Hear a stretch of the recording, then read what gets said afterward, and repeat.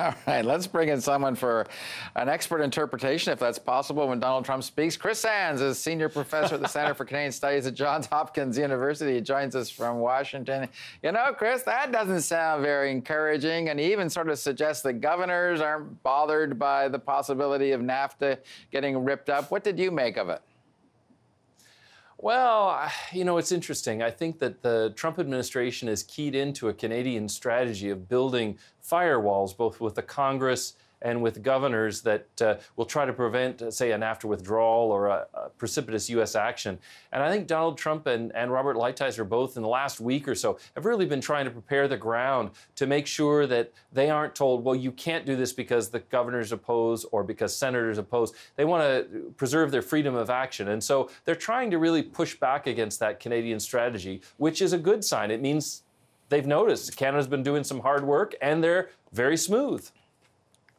Yeah, he does say, you know, I've been hearing a lot from the state legislators. I'm not hearing a lot from the governors. So you're right. It sounds like we've made enough noise to at least reach Trump. But what's the move going into these talks? I mean, we kept hearing, you know, this all had to be wrapped up by March. Well, last I looked, March is starting on Thursday. Where are we? Well, I think there's some recognition that we may have a bit more time. Donald Trump, I think, suggested that when the negotiators were going into the round in Montreal, that there may be a possibility of extending the talks through the rest of this year. The two key issues are Mexico's election, where it looks like even the more left leaning frontrunner, Andres Manuel Lopez Obrador, has opened up some room that he wouldn't necessarily scrap NAFTA, that if it's a fair deal, he might be willing to see it go through. So that's lowered Mexican temperatures. And the possibility of bumping it to after the midterms so that congressmen and senators don't have to vote on trade before they go looking for re-election, I think makes Congress very happy. So there's some feeling this may go on a bit longer.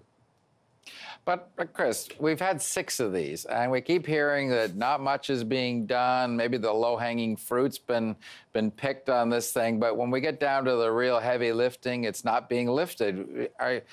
Isn't everyone getting a little impatient at this stage of the game and wants to see something really tangibly signed off on? It's hard to know exactly what's going on in the negotiations. They haven't leaked as much as I would like, but there have been, or at least as an outsider who wants to know what's going on, I want more leaks. But what you sort of get a sense of is that the U.S. has laid out some markers of what it would like to do, meant to sort of start a discussion, and it's waiting for Mexico and Canada to put forward concrete proposals. Now, back in the Canada-US Free Trade days, or even the NAFTA days, that was sort of Canada's MO. You were very good, having done a lot of homework in advance, coming forward with ways to achieve some of the things that U.S. and Canada agreed on. Now we have 2 problems. We didn't give Canada or Mexico much time to prepare, so everyone's working on the fly, and it's not clear that Canada agrees with where the U.S. wants to take things, so they're not necessarily ready to volunteer ways to do what Trump wants. So I think the dynamic is very different, and there's this feeling that Canada could be making more proposals. I'm not sure they should, but that's sort of what you hear Lighthizer and others complaining about. They want Canada to make proposals, but I don't think we're at that stage. Huh. Now, one thing I saw today, the president signed off on a 563-page report from his Council of Advisors that says, oh, there's no trade deficit with Canada, then we're in surplus. And I just got to wonder if Trump won't believe what's in his own reports, what hope does Canada have to convince him that NAFTA is mutually advantageous?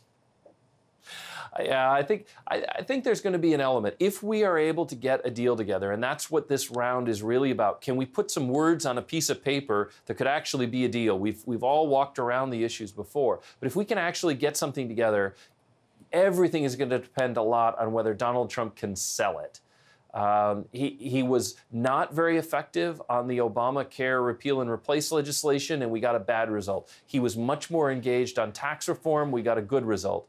Congress is not necessarily going to be very predictable on NAFTA. There are a number of congressional leaders who voted against NAFTA back earlier in their career. There's a lot of skepticism, so the deal's going to have to be sold.